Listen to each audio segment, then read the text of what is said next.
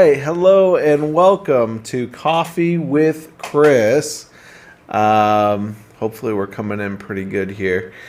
And it sounds like you guys can hear us, so we will take this off. So, hope you guys are having a great day today. I have a special guest here. Liz, my beautiful wife, is here with us today, and we'll get to the questions I'm going to ask her a little bit later. But if you've never seen Coffee with Chris before, this is all about coffee and everything about the gourmet coffee industry that we serve. But normally we talk about coffee first. We do some type of coffee review. Then we talk about coffee news. And then we get into the event industry or something that's relating to the gourmet coffee experience that we offer.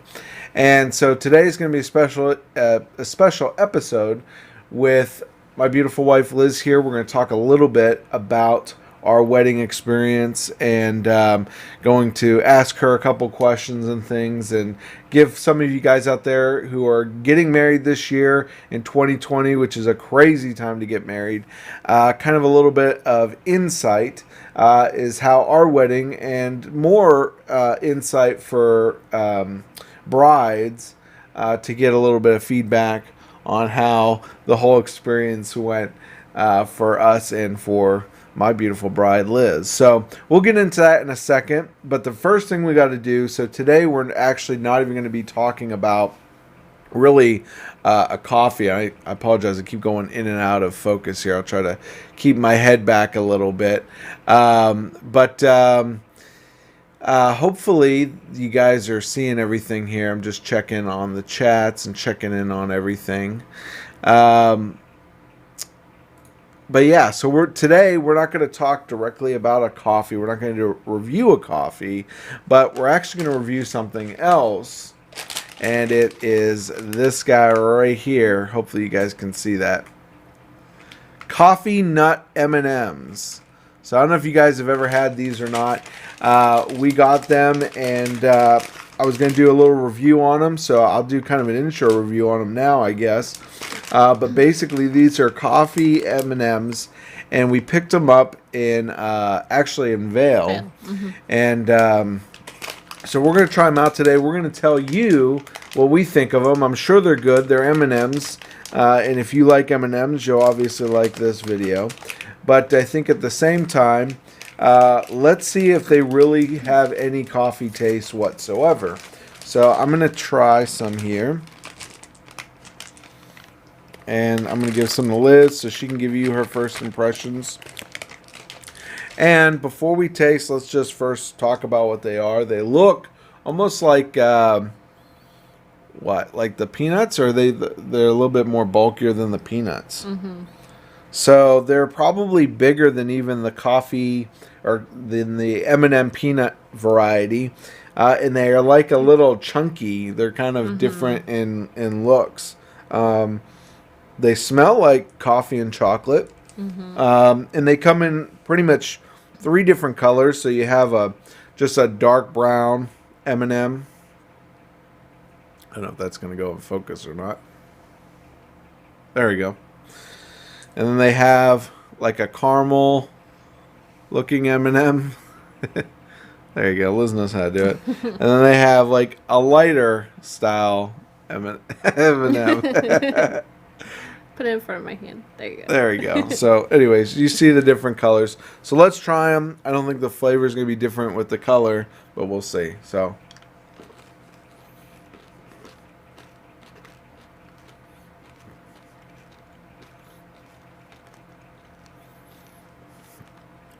the dark one just kind of tastes like chocolate. yeah.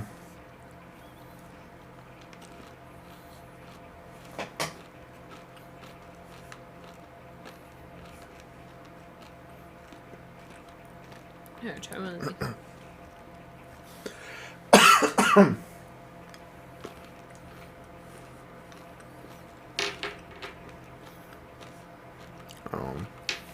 It was like really subtle. I have to have a drink. Sorry.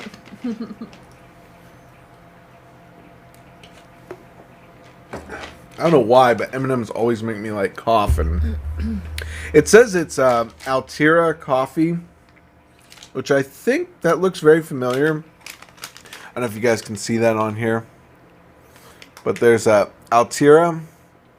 It's a coffee brand. My impressions, I would say it tastes like coffee. Maybe not that strong of coffee. It's really subtle. It's more chocolatey than more coffee. chocolatey probably than coffee, which makes sense. I don't think if they made them like chocolate covered coffee beans or something like that, it would be very appealing to most people. And there's peanuts inside. There's a peanut inside. Isn't there? No? I don't think so. Maybe there's coffee inside. It's something inside. I guess it says peanuts, but maybe there is a peanut in there. I don't know. It says, coffee nut. So maybe they did coffee extract over a peanut. Yeah, peanut chocolate candies. And there's a picture of a peanut. There's a peanut inside. I'm not crazy. There's actually a picture. You can't see it really well, but there's a picture of a chocolate. There you go. Chocolate peanut there. Okay, well, I would have missed that, and I think most people would have missed that, but it does say coffee nut. I was thinking coffee nut like as in, hey, I'm a coffee nut. This is your chocolate. That's probably a bad way to think, but that's just how my brain works. So if I was allergic to nuts, I probably wouldn't be talking right now. So anyways, pretty good. Go try these if you can find them. They're expensive. They were expensive where we got them. They're like, this is like a $6 bag, as crazy as that sounds. But when you're in Vail and there's like 2 candy stores, you get what you get. So we wanted to get them and try them and do a little review for you guys. So that's our review for the M&M Coffee Nut to get started today. I didn't really have a cup, but Liz has a beautiful cup that she can show you. She has her Mrs. Coffee cup. So, and I have a matching one, obviously. But she's got her Mrs. Coffee cup. So, other than that, let's get into some news here. And let's start with this one. And I don't know why they do this. But they always put like a black background on these things. And then you can't even read the font or anything. So I don't know why it does this. But it is what it is. So I always explain to you guys what these articles are about. And I need to get better at putting them in the links in the description.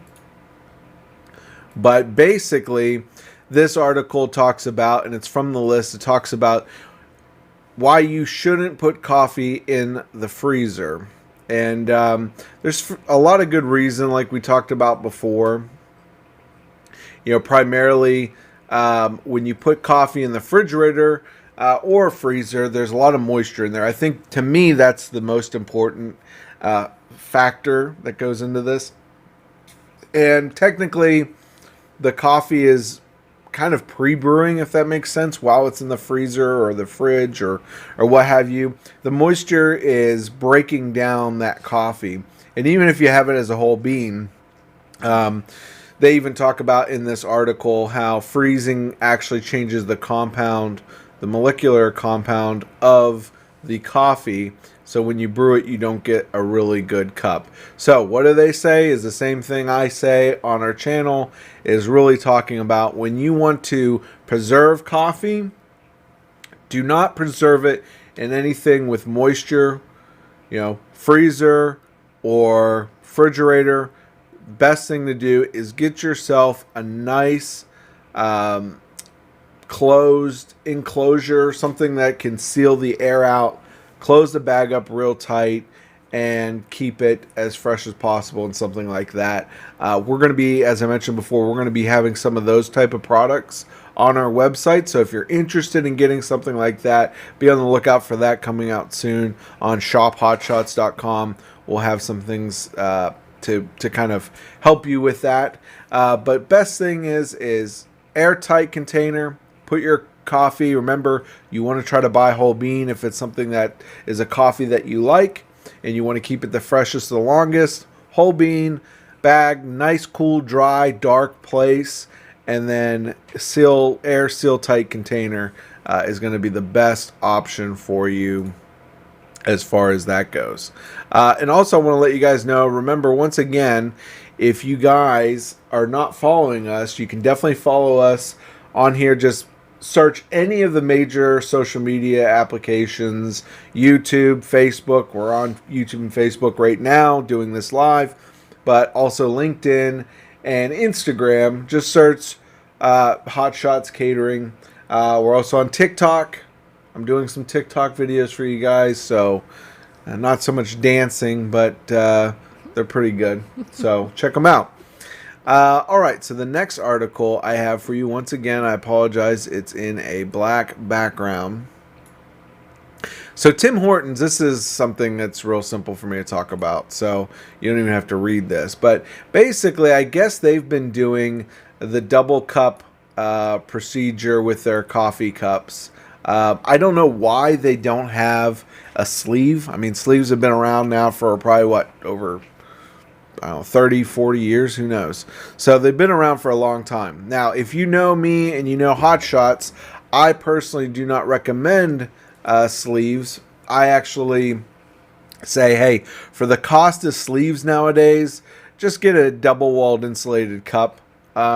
They're a lot better. They're going to hold up better. They're not going to burn anybody's hands, and you don't have to mess around with a sleeve. So it's kind of funny. They're going from doing a double cup to keep your hands cool and everything else, but they're doing it for an environmental purpose. And I'm thinking to myself, well, if you really want to be environmentally friendly, it's not wasting anything as much as possible. And so if that's the case, they're going to a sleeve model, is what it sounds like, instead of double cupping the cups. And I'm thinking to myself, why do that? Just go to a double wall insulated cup that's all in one. That way people don't grab two sleeves. People don't, take a sleeve and then throw it away and then throw the cup away later. I mean, I don't understand the point of this. But, if you really want to do something for the environment, buy eco-friendly cups and get them double walled if possible. There's a lot of cups out there that are great, and actually the first cups we ever used that are really, really great, and the only reason why we don't use them anymore is we can't brand them, is Dixie has a great cup that's actually uses some kind of eco-friendly chemical that they put on the outside of a paper cup, and it's almost like a glue type thing, but it keeps your hand insulated. They're called Perfect Touch, and you never have to worry about it. So I think a lot of this stuff these days is just a lot of noise. People want to make an issue out of something when it's really simple to fix. This doesn't need to be complicated. So anyways, this has taken the coffee news by storm. Is Tim Hortons now is changing their cup policy. So I think it's a little bit a little too much. But anyways, so our final one here, I gotta take down these ads that pop up. This one you guys can read. So this one just talks about instant coffee and how instant coffee is getting better. If you have not seen our YouTube video on instant coffee, it's gotten a lot of reviews. I started it when we started talking about the pandemic, and I was talking about really with instant coffee how when everything was being sold out, even coffee was starting to get sold out, instant coffee was still there on the shelf. And I thought it was kind of funny because normally in pandemics and war, times of war and things like that, instant coffee was always kind of the what it was created for. And so I think they say the instant coffee market takes up about 6%, it says in this article, of overall all coffee. And if you don't know what instant coffee is, most of the time it's a freeze-dried coffee that you can make several servings with just kind of a simple couple scoops of it. Starbucks has their instant coffee. And then there's a lot on the shelf. But check out our video. I'll also put in the link in the description box so you guys can read it or click on it and see it. But basically, I talk about the instant coffee. And then obviously, instant coffee has probably gone up in sale for the Dragnola or Dragola. I don't even know how to pronounce it. But the coffee craze with the instant coffee and whipped coffee basically is the best way to say that, I guess. So main point is that they're getting better. They're in this article. They talk to someone who makes instant coffee, and they talk about how their process is getting a lot more better with the delicate part of the process, I guess, freeze drying or whatever they're doing now with it, and making it taste better overall. So anyways, check out this article. It's pretty interesting, but maybe in the future, and I said this before, coffee is overall is becoming in a way harder and harder to come by. The coffee sustainability supposedly is going down long term. Growers have to go further and further up mountains to different zones in different areas to create coffee, and that's just with the environment supposedly that's going away. So I think instant coffee might become something more of a sustainable product, as well as you will start seeing probably freeze-dried mushroom coffee and freeze-dried, all these different types of plants or synthetic coffees that will come from this, eco-friendly synthetic coffee. So I don't know. It'll be interesting to see how this all eventually turns out, and how people perceive it. I think is going to be something that a lot of people are going to be looking at in the future. I don't know, Liz. What do you think about sustainability of coffee and freeze-dried coffee? I don't have a lot of opinions on that. Well, you did the whipped coffee. Mm-hmm. Did you like the whipped coffee? Yeah, that was pretty cool. I don't know. I'm not a big fan of the whipped coffee variety. I think it's definitely not something you would want to do every morning for your go-to coffee. Yeah, it definitely took a lot of time, and with instant coffee, that's not what you're looking for. You're looking for something easy and instant, not having to take time to whip water and ground coffee. Yeah, no, that's true. That makes a lot of sense. Yeah, I don't know. And now they're doing like whipped hot chocolate, which we're going to do. We're going to have to do that one and put together whipped hot chocolate so you guys can see what that experience is like. I bet that's so good. Yeah, I could do a whipped hot chocolate. The instant coffee thing, to me, the coffee was just ended up being more bitter than good. You had to the whole idea of it was to have the whipped coffee sitting on top of the milk. Yeah. But it didn't taste good unless you stirred in the whipped into the milk. In my opinion. I tasted it stirred. I don't know if I still loved it as much as everybody else did. It made it like a frothy, it wasn't so much like that. Well, I think too it's the instant coffee. So we did it when we did it in that video that you guys saw on YouTube. We did the instant coffee and it was good, but it was with what is his name? It was the coffee guy with the I don't know. I don't remember. I was gonna say Camel, but Don, whatever it is, Don. I don't know why I can't remember this right now. I'm sure you guys are out there. You know what I'm talking about, but that one wasn't really good to me. But there's been some other instant coffees. If you watch that YouTube video, you'll find that I kind of give you my favorite instant coffee, and those are the best ones I would say to utilize. And there's more and more coming out on the shelf, which I thought was interesting.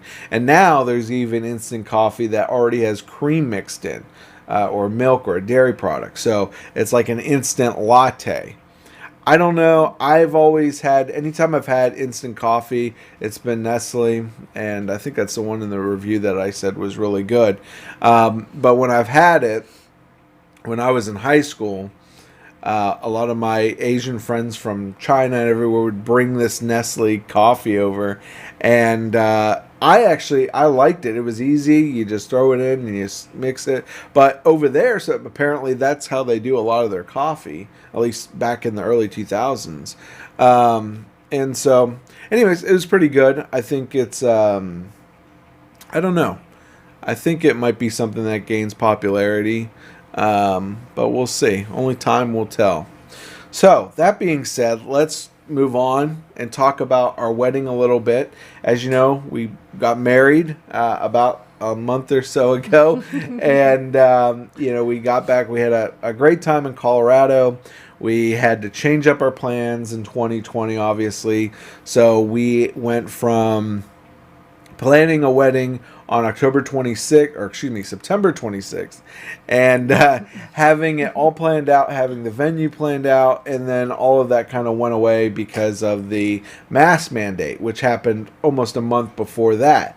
And we were already up until that point, and then all of a sudden that stuff changed it. So, Liz, do you want to talk, I guess, just briefly a little bit? I wanted to get more of a take from a bride, and for you brides out there that are getting married, and maybe trying to get ready to get married, getting your fiance, or before fiance, I guess, your boyfriend or girlfriend out there, trying to get them ready with the idea of marriage. So let me just ask you the process in general. What did you think about the process from a bride standpoint? Was it what you thought it would be? Just talk a little bit about the process of becoming a bride and what you had to do based on your knowledge, because she technically has, other than she worked at Ulta, she has no real, I would say, she's not in the industry. I'm not in the industry. So, yeah. I'm a hairstylist, but I don't do wedding hair. So I'm not in the wedding industry at all. I don't know. I think where we were at a month ago, getting ready and gearing up for the wedding, is a lot different than we were, obviously, when we first got engaged. Yeah. We had a lot of different plans. Even if COVID didn't happen, I still think we would have been in a different place, weeks leading up to the wedding than we were right when we got engaged. Your style changes a little bit, and we had about almost a year and a half engagement. And I feel like my style changed a lot in that year and a half. And why do you think the style, was it more from the fact of things that changed in 2020, or do you just think that over the wedding span I just think I had this idea in my head, and we hired a planner too, and she was a lot of help. But I think I had a lot of unrealistic ideas for our budget, for our, venue options, for our guest list, for, we wanted some things that were really important to us that wouldn't have fit into this kind of dream that I initially had.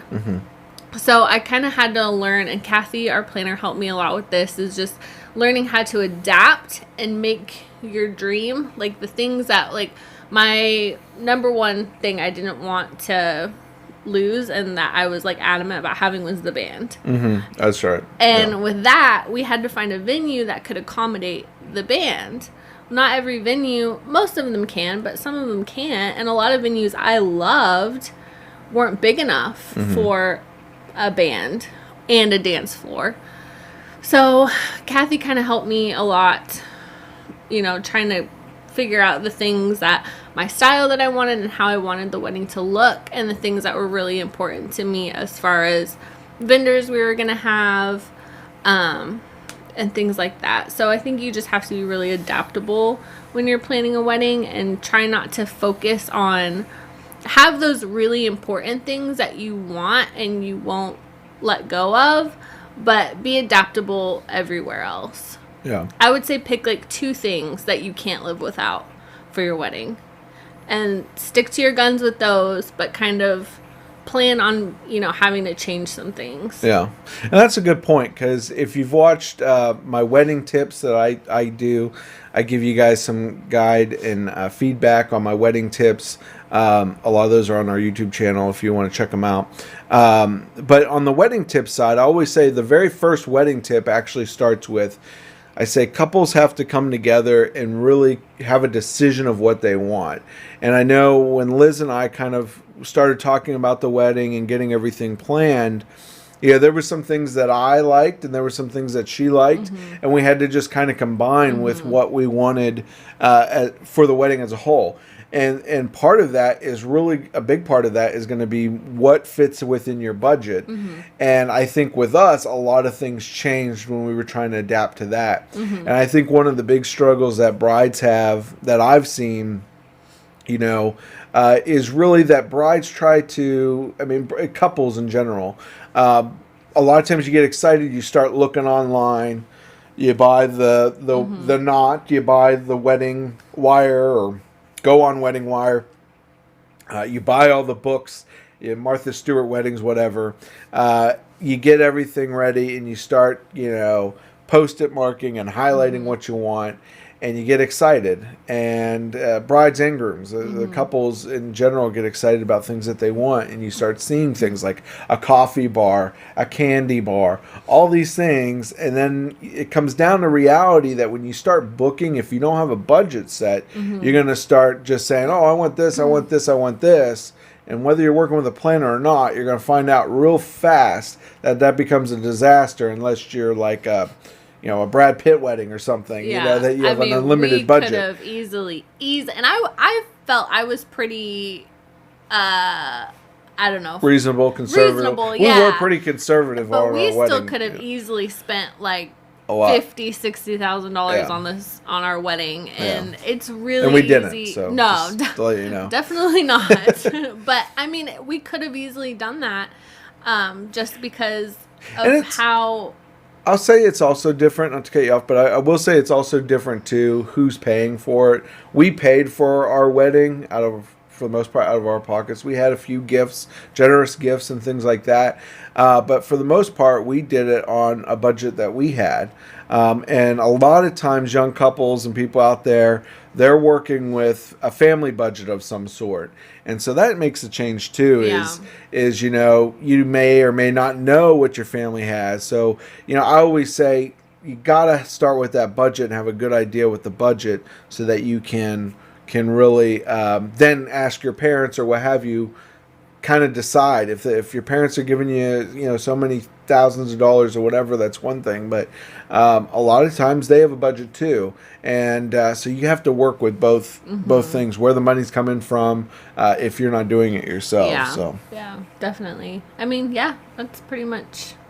So for us, I would say that's one of the things, is the budget coincides a lot with what you end up planning. So let me ask you this, Liz. What was the easy part of planning a wedding? What was easy? I guess my question, what was easy? What was hard? Just one thing, I guess. Well, the easiest part was saying yes. Oh, well, that's great. That's good for me. Oh man, I would say the hardest part was just having that reality that you're not going to have everything that you want. Yeah. There are a lot of things I had to let go of. And it is what it is. But now we're on the other side of it. We had to change plans. We had to do things differently. And I'm so happy that it ended up the way it did. Like, we are so lucky that we got to have that experience that we got to have. And I just wouldn't have had it any other way. Do you think that comes from 2020 or just in general? Any time of year you're going to give up something that... No, I think that's just in general. With COVID, we had to give up a lot. Yeah. We had to give up our dream chapel wedding. We picked a chapel that we really loved, and we really, this beautiful, beautiful place. And we were dreaming of getting married in it with our family and our friends, and we had to let go of that. Yeah. And at least the idea of that. We didn't let go of the actual ceremony. Yeah. But we let go. We had to let go of the idea. It was nothing like what it was supposed to be, it wasn't. and it really killed it. Really, I mean, you think of a beautiful chapel that you go into, and I'm not saying it killed it. I shouldn't say that, but it really it took the air out of it. It really deflated it. But we ended up doing what worked with our budget. We had to keep it because of our budget. I know it sounds weird, but we had to. We actually saved more money due to other things I've talked about here. That's a whole other story. That's a whole other story. That makes it difficult too, is when someone doesn't want to help you financially with what you put down or anything like that. And the best thing to do is, okay, get married on an off day and have less people is the best way that you can financially kind of be able to make everything else work that you had planned. It's a tough thing, but we've already talked about that in the most part. But for us, the overall experience was definitely different than what we planned. And that's I can agree. That's really the sad thing with all of this. And anyone who's getting married in 2020 probably has some kind of experience like this. Based on what it is, for us it was difficult because really everything kind of dominoed based on the venue. It had nothing to do with the chapel, but even the venue. The chapel had a problem more of how many people they couldn't guarantee numbers, and they say they don't guarantee numbers of guest count. I thought that was really bizarre, but apparently they don't guarantee guest count numbers. If you're in the industry, you know what I'm talking about. That is weird. So what else? What was any surprises? I guess we're talking about some of the surprises. Yeah. But any surprises maybe not due to 2020 that just maybe things that just was surprising to you? Man, I don't know. Just I guess going back to how much everything costs. I mean, it's so the markup on wedding things is so high. And we had some really great vendors that worked with us. Still have great vendors. Yeah, still have our reception our reception's in February, and we still have most of our vendors on hold for that. But they've all been really great. They've all worked with us, worked with our budget. Very, very nice. But it was just kind of like little things that I was like, oh, well, maybe we could do this. And we would look it up, and it was just outrageous, and we just couldn't fit it into the budget. So I think that was kind of the most surprising thing. Kind of, but not really. I mean, I knew it was going to be pricey, but some things just, it really hits you like, oh, wow, this is kind of pricey. I will say the thing that surprised me was how much wedding dress tailoring costs. I guess that was like a surprise for me. Now, but it worked out. And after I saw how, because later on Liz showed me how the dress all kind of comes together and the different. I thought it was just something like, okay, you just zip this up and you're done. Okay. You guys out there, you ladies out there, probably laughing at me. No. It wasn't anything like that. I had a belt, and then I had a under thing, and then I had a corset, and then I had a zipper, and then I had buttons that went all the way down my back. And they were all customized. Like this whole thing was, some of it was built, some of it was customized, addressed. So for the whole tailoring thing, I remember it was so weird to me because we're driving up the mountain. Okay, we're going 12,000 feet up for our wedding day in Colorado, and the only thing I hear Liz tell me is she's like, "Chris, if anything happens to us, the first thing you need to do is get me out of this dress." And I'm thinking to myself, okay, we drive off the side of this mountain right now. I have to worry about getting you out of this dress? What the heck's that all about? And I told him, I can't help me or you if I'm stuck in this dress. I was like, okay. And then after I saw how it worked, I was going to say, hey, listen, you know what? We're both going to perish in this because there's no way I'm getting you out of this dress, So, anyways, so no, that was definitely, it was funny but interesting, and that was a surprise to me.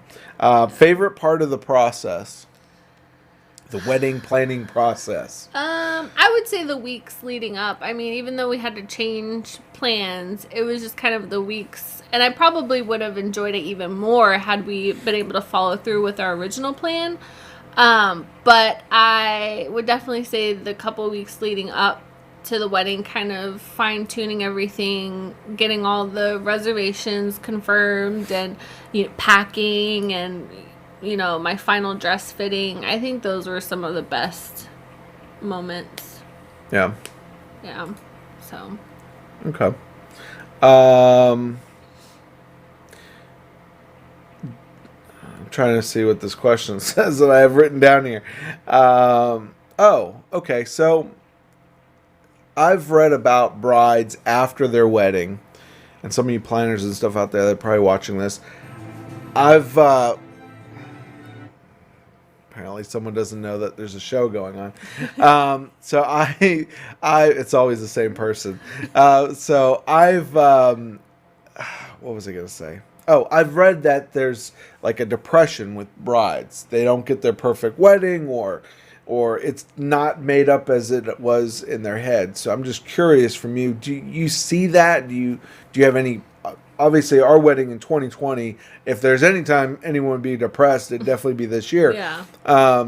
But can you see that happening, or are you still happy with everything, even though it was completely change of what we were planning?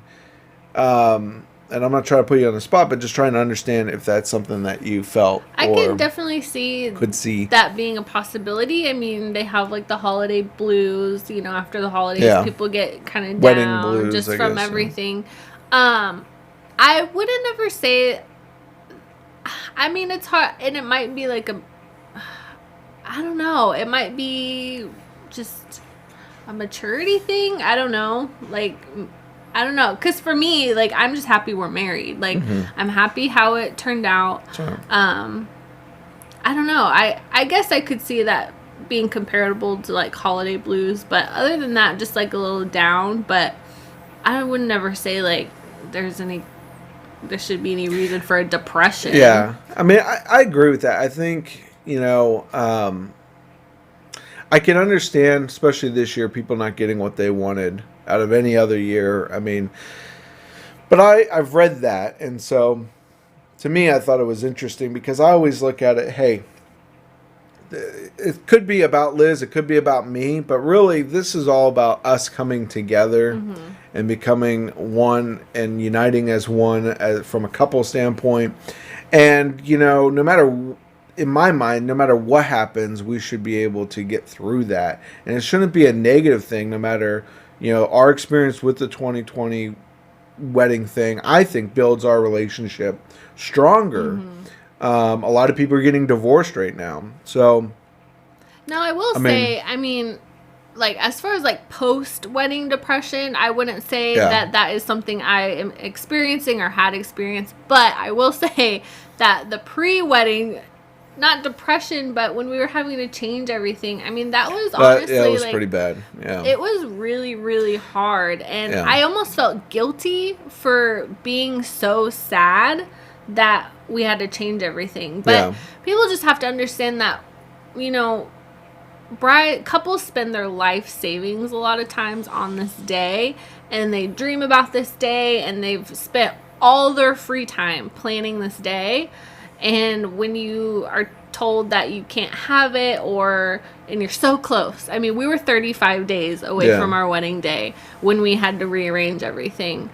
And it was really, really hard. And like I said, I felt really guilty for feeling that way, but it's just how I felt. But now, like I said before, now that everything's happened and it all happened the way that it did, I'm so happy that it went like that. I'm really, really happy. So I think too, a lot of the guilt too, on my end, was the fact that, we didn't want to lose any vendors. We didn't want to have anyone, we didn't want to have any confrontation. Let me put it that way. We wanted to make this easy. We thought all the way up until the month before that we were good to go. And it really was just something that ended up falling apart because of the mask mandate. Is really what it came down to. And the bar closures. I mean, the bar closures is the main point of it. But the mask mandate, I say mask mandate, that was at the same time they did the bar closures. But yes, the legality of it was that there was bar closures, and our reception hall was a distillery, and they legally couldn't be open unless they'd get their TABC taken away from them. And that wouldn't work if your main business is selling alcohol. You have to have a license to do that. So obviously it made sense. But yes, that's what I mean when I say that. And for me, the tough thing is okay, well, now we have to see what we can do and put pressure on some of our vendors and venues and all that type of stuff to make sure that we can still have our wedding and move things back. And so that was the biggest issue, is people didn't want to. Some people out there just don't want to see eye to eye with you, and that's fine. That's on them. But we got through it.